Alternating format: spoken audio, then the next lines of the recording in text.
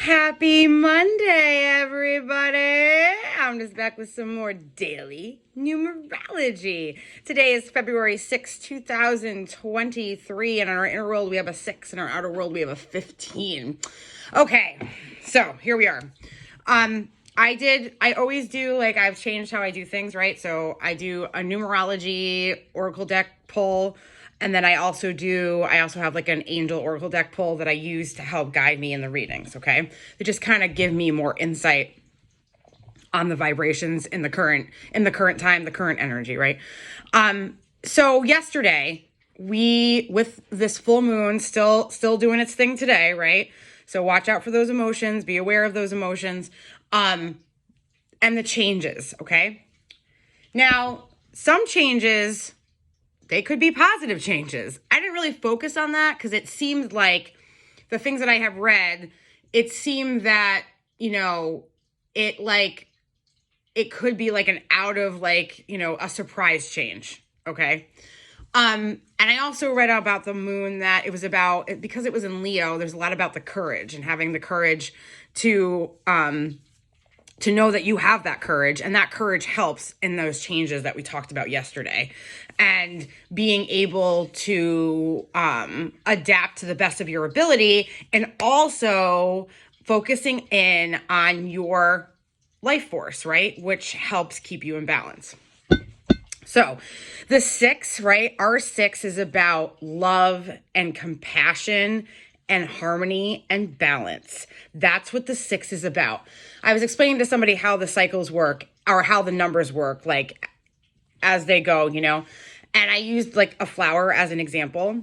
And in the 5, the flower's out of the ground, and the green sprouts, and the flower, it changes form because the flower is revealed, and that's the change, right? That's the sudden change. And then in the 6, what happens is that it's about love and harmony. So this flower, let's say it's something that is going to bear fruit. Let's just put it that way.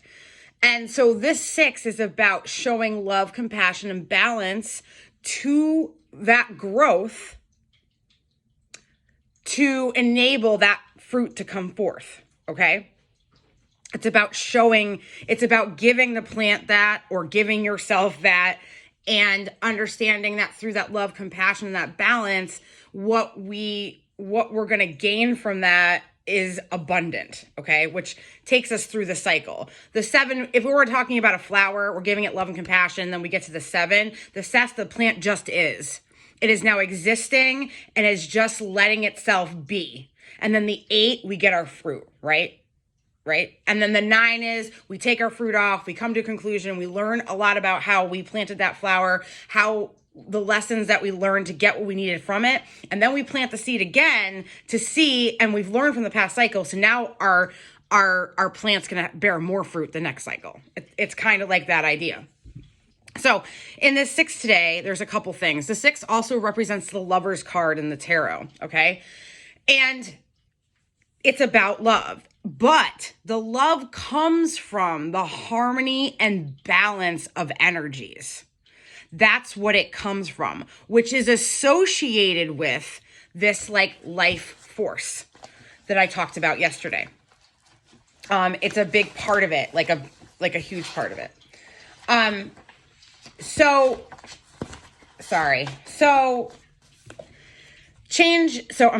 the 6 can be about like marriage.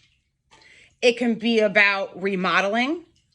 It can be about community and family responsibility. There's all of those factors that come in today, okay? So yesterday, for example, there could have been change within the family, okay? And then today we get into this thing, and you now have some sort of responsibility to help, okay?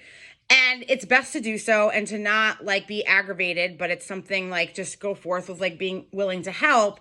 I mean, but don't overdo it either. Like, don't make commitments that you can't follow through on. Do what you can do. Know your limits, know your boundaries. But 6 is like saying, hey, there's a responsibility to that love and compassion for this family member to take hold. That's one thing that could happen. And the idea of setting the boundaries is also about that self-discipline, okay?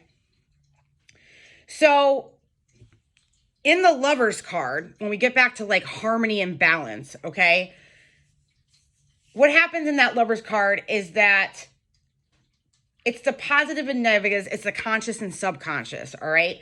So if the two lovers, if they're representing the conscious and the subconscious, okay, before they can unite, okay, they need to be equalized. Both of those things, the sun and the moon, okay, same kind of energy. Sun is like a driven force, right? The moon is like relaxing and loving and like it's nurturing, where the sun is like it pushes forward. It has a lot of momentum. It's strong. It can be aggressive, not in a negative way, but like, be forth. Where the moon is more nurturing, this like male female energy, which coexists in all of us. Okay, there's the idea of like, there's the idea of the twin flame. Okay. And the idea of, I'm going to talk about this because I know a lot about this, but the twin flame energy, okay, what happens is if you experience this type of energy, the first thing about it though, is that the reason twin flames, the reason that they have this idea of like repelling until they get to union is because you need to find that equilibrium, that equality, that balance within yourself in order for that kind of relationship or that kind of connection to work long term. Okay? It's up to each person's individual free will if they decide they're going to go on that journey. It's about the self. Okay? And once those two energies equalize, both the male and female energies within themselves, okay, once they're equalized and they come together, then we're talking about a divine partnership. But it always doesn't work this way. And not everybody is going to go through a twin flame journey, okay? It's not everybody. It's a wide opening, self-reflecting, crazy thing. And it takes a lot of self-work to get to that union because it's about you. It's about you balancing you. And I'm concentrating on this today because of the Lover's card in the tarot. This is what we're talking about. We're talking about the harmony and balance. So if we go back to the family situation, okay, setting our boundaries, okay, is about equalizing our energy, balancing our energy, but still able to help. That's like an equalization. When it comes to a relationship, and if you had a change in a relationship yesterday, whatever relationship that may be, this is now the life force is like coming forward. It's like understanding that I need to balance to understand myself so that I can balance with another person in any kind of relationship. Okay? So the Kundalini that we talked about yesterday, that life force, that balance, okay, can reside in the lower chakras, okay? So the idea is to raise that energy so that it comes into all the other energy centers of our 7 chakras. I'm going to use, there's more than that, but they're the main energy chakras, right? And once that Kundalini force is able to like take from the ground and rise up, then we take everything to a higher plane and a more expansive place, which then helps us go into balance. Now, how do you raise your Kundalini? There's a lot of ways. Meditation, yoga, really understanding, researching what it is. Take some time to really look into exactly like how people do it. Some people, it comes out of the blue. Like, they don't even know that it's happening. They weren't even trying. And as they spiritually align, as they spiritually expand, it just happens because you're raising your vibration, you're expanding, you're growing, okay? And this is going to play a part in your day today. Again, we're talking about love, community, compassion, balance, harmony. That's what we're talking about today. Get in tune with that today. Be creative with that today. And know that it will affect how your relationships go from here in a positive way. Well, again, whether that relationship today is about helping family, okay, and putting the boundaries down, but knowing that it changes your perspective on how you help, where you help, and how it's time to help, but not to overextend yourself. When we're talking about relationships, right? We concentrate on this balance within ourselves, understanding our self-love, understanding our male and female energies within ourselves and how to balance that. Another good way to do it is through music.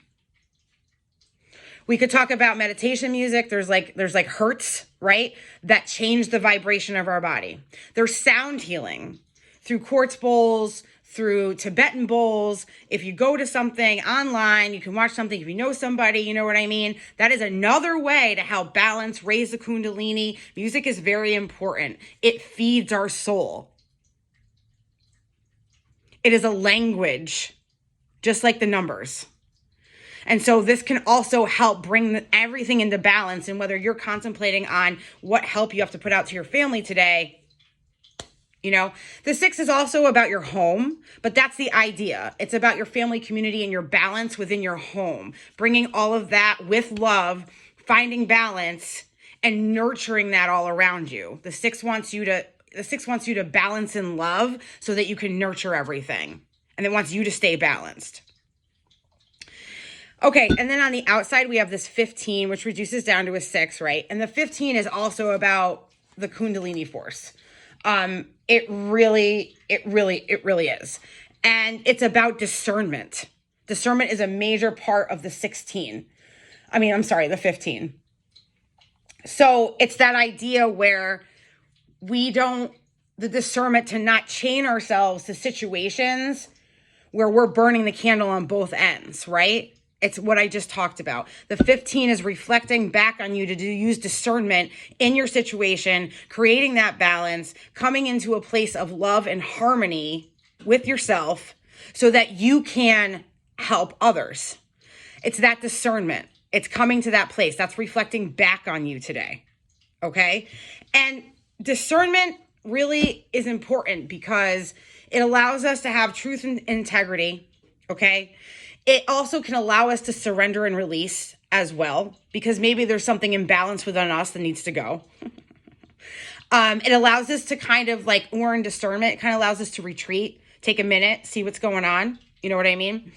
And it's super helpful when we're trying to balance ourselves, balance our relationships, balance our home. Okay? So this all coincides with the change. You know what I mean? It all coincides with that. And that change today is causing or aiding in you understanding the balance of those energies within yourself, the conscious and subconscious, right?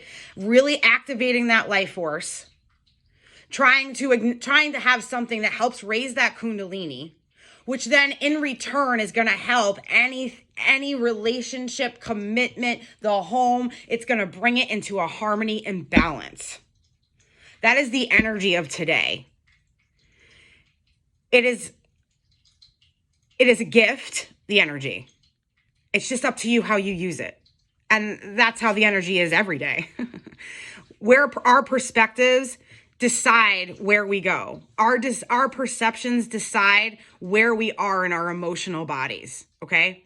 One perception could lead us into just turmoil. That's our decision to be in that turmoil. How do we flip that around? How do we change our perspective so we're not in that turmoil? That's another part of balancing.